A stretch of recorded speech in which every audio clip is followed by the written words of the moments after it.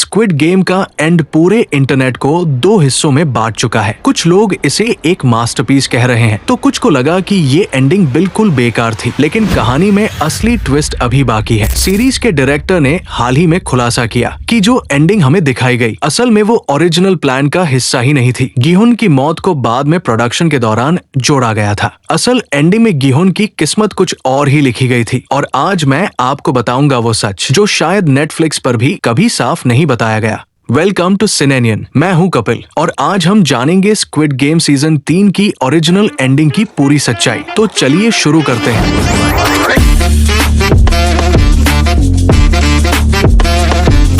हाल ही में नेटफ्लिक्स ने एक स्पेशल वीडियो रिलीज किया जिसमें सीरीज के डायरेक्टर ह्वान डोंग-ह्युक ने मेन एक्टर्स के साथ बात की कि सीजन के दौरान क्या हुआ। ये स्पेशल आधे घंटे का है और आप इसे अपनी नेटफ्लिक्स अकाउंट पर देख सकते हैं। इस वीडियो में वो डायरेक्टर से पूछते हैं उस एंडिंग के बारे में जो हमने देखी और वो कंफर्म करते हैं कि चीजें बहुत अलग होने वाली थी। डायरेक्टर के अनुसार ओरिजिनल एंडिंग में गिहुन गेम्स जीत कर आइलैंड से बाहर निकल जाता। उसके बाद वो यूनाइटेड स्टेट्स जाता अपनी बेटी को ढूंढने और उससे मिलकर एक नई जिंदगी शुरू करने के लिए। बेसिकली डायरेक्टर हमें ये बता रहे हैं कि फाइनल सीन्स में गिहुन को फ्रंटमैन की जगह लेनी थी। डायरेक्टर ये भी कंफर्म करते हैं कि गिहुन ही वो होने वाला था जो अमेरिकन रिक्रूटर से मिलता। गिहुन कॉन्फिडेंट होता, एक खुशहाल जिंदगी जी रहा होता, लेकिन उसकी शांति तब टूट जाती जब उसे पता चलता कि गेम्स अभी भी दुनिया भर में जारी है। तो ओरिजिनल एंडिंग कुछ वैसी ही होती जैसी हमने सीजन 1 के एंड में देखी थी, गिहुन के एयरपोर्ट वाले सीन की तरह। लेकिन सवाल ये है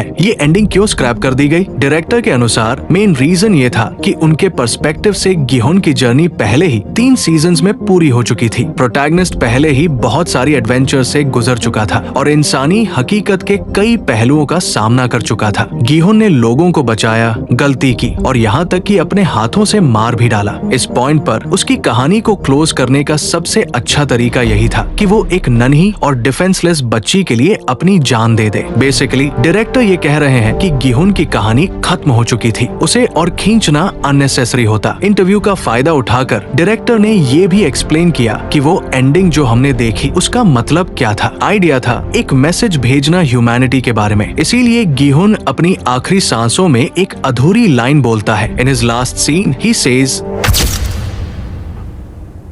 We are humans.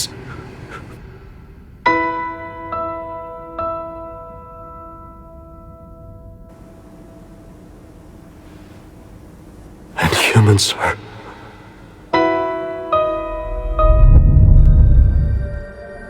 According to the director वो फ्रेज पूरा नहीं होता क्योंकि इंसानों को एक वर्ड में डिफाइन करना पॉसिबल ही नहीं है। ह्यूमन बीइंग्स कॉम्प्लेक्स होते हैं तो गिहुन का उन्हें डिफाइन करना बोल्ड होता। गोल ये था कि हम ऑडियंस खुद उस फ्रेज को पूरा करें बेस्ड ऑन जो हमने सीरीज में सीखा। तीनों सीजन्स में हमने ह्यूमैनिटी के हर रंग देखे, स्वीटेस्ट से लेकर डार्केस्ट तक, रिवेंज, एम्बिशन, इविल, पर साथ ही साथ होप भी। डायरेक्टर चाहते थे कि ये सारी इमोशंस कल्मिनेट हो गिहुन की अधूरी लाइन में ताकि हर व्यूअर के पास अपना एक आंसर हो। अब प्रोडक्शन की बात से हटकर अगर हम कैरेक्टर की नजर से देखें, गिहुन ने लाइन को अधूरा छोड़ा एक बेहद जरूरी वजह से। वो फ्रंटमैन और वीआईपीज को एक मैसेज देना चाहता था, लेकिन ऐसा मैसेज जो शब्दों में नहीं सिर्फ एक्शंस में दिख सके। इसलिए उसने उस बच्ची के लिए अपनी जान दे दी सेंटेंस पूरा करने से पहले। उसके लिए इससे बड़ा कोई जवाब नहीं था। ह्यूमन बीइंग्स की वैल्यू होती है और वो दूसरों के लिए अपनी जान भी दे सकते हैं। ये बात शब्दों से नहीं कही जा सकती थी। उन्हें सबूत चाहिए था। There is no greater love than that of one who gives their life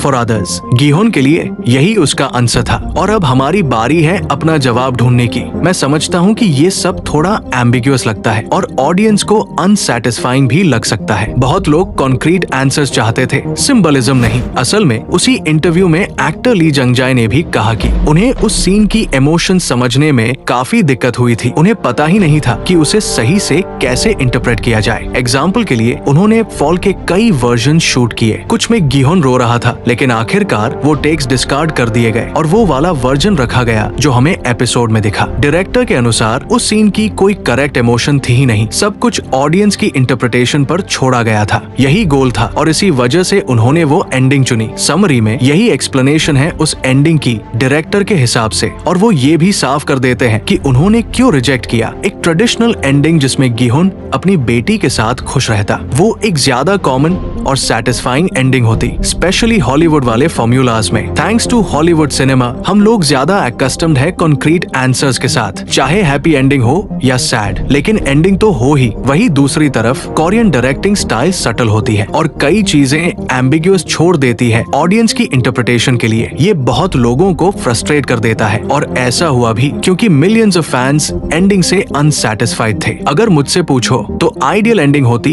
कि गिहोन मरता, लेकिन कम से कम अपनी बेटी के लिए एक लेटर छोड़ जाता। उस लेटर में वो माफी मांगता कि उसने उसे कभी ढूंढा नहीं। इससे उसकी डॉटर की स्टोरी लाइन क्लोज हो जाती बिना उसकी सैक्रिफाइस को एरेज किए। अब वापस मेन टॉपिक पर आते हैं। गिहोन की यूनाइटेड स्टेट्स वाली एंडिंग को स्क्रैप करने के कई रीजंस हैं, लेकिन मेरे लिए सबसे इम्पोर्टेंट रीजन यही है कि इससे गिहोन की कहानी अननेसेसरली ड्रैग हो जाती। अगर गिहोन अमेरिकन रिक्रूटर को ढूंढ लेता तो उसे पता चलता कि गेम्स अभी भी चल रही है दुनिया भर में। गिहोन ऐसा कैरेक्टर नहीं है जो ये जानकर शांत बैठे, वो कुछ भी कर गुजरता उन्हें खत्म करने के लिए। ये पूरी फ्रेंचाइज के लिए काफी रेपिटेटिव हो जाता। गिहोन को दोबारा गेम्स में देखना लॉजिकल नहीं लगता। अभी के हिसाब से हर चीज यही इंडिकेट करती है कि फ्रेंचाइज अब यूनाइटेड स्टेट्स में स्टोरी को कंटिन्यू करने वाली है। 100% कंफर्म तो नहीं है, लेकिन क्लूज उसी तरफ इशारा करते हैं। तो सबसे लॉजिकल और प्रैक्टिकल यही होगा कि अब प्रोटैगनिस्ट्स वही के हों, यूएसए के।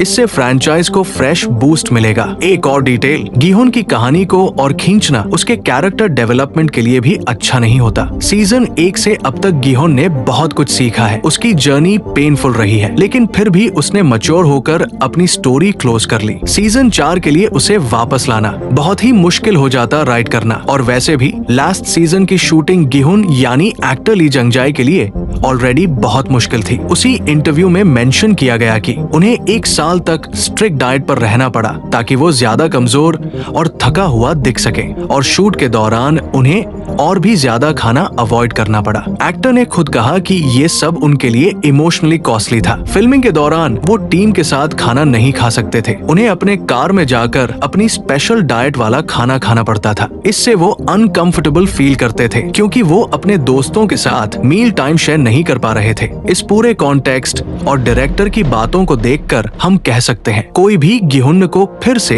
एक और सीरीज का प्रोटैगनिस्ट बनाना नहीं चाहता था। तो बहुत सारे सॉलिड आर्ग्यूमेंट्स हैं कि डायरेक्टर ने गिहोन की यूनाइटेड स्टेट्स वाली एंडिंग क्यों रिजेक्ट की। अब सवाल उठता है, यूएस स्पिन ऑफ में हमें कौन से कैरेक्टर्स वापस दिख सकते हैं? मुझे लगता है कि कुछ कोरियन कैरेक्टर्स जरूर वापस आ सकते हैं। सबसे ऑब्वियस है फ्रंटमैन। गिहोन की सैक्रिफाइस से उस कैरेक्टर में चेंज आया, इसलिए उसने उस बच्ची को लिया और 6 महीने तक उसकी केयर की। उसने इंसानियत पर दोबारा भरोसा करना सीखा। मैं नहीं कहता कि वो 100% गुड बन गया, लेकिन वो बदला जरूर है। फ्रंटमैन एक अच्छा सपोर्ट बन सकता है नेक्स्ट प्रोटैगनिस्ट के लिए। मेन कैरेक्टर शायद नहीं। मुझे लगता है कि वो उस ऑप्शन को सेव कर रहे हैं फ्यूचर प्रीक्वल के लिए। काफी टाइम से रूमर है कि एक प्रीक्वल बन सकता है जिसमें दिखाया जाए कि फ्रंटमैन ने गेम्स कैसे जीते थे। इंटरव्यू में भी डायरेक्टर ने इसका मेंशन किया, लेकिन साथ में कहा कि इस पर बात करना अभी जल्दी होगा। एक और कैरेक्टर जो वापस आ सकती है, गिहोन की डॉटर। वो अपकमिंग गेम्स में एक और प्लेयर बन सकती है यूनाइटेड स्टेट्स में। कई लोग तो ये भी कहते हैं कि वो हाई प्रोटैगनिस्ट बनेगी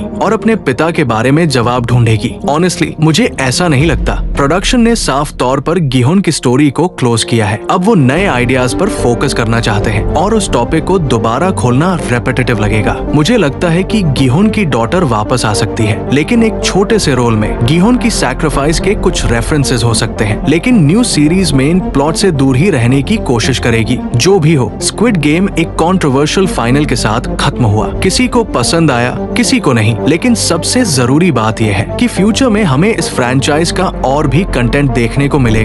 That's all for today। अगर आपको वीडियो पसंद आया हो तो एक लाइक जरूर दीजिए और याद रखिए, ऐसे और वीडियोस के लिए चैनल को सब्सक्राइब करना मत भूलिए। My name is Kapil and thank you for watching।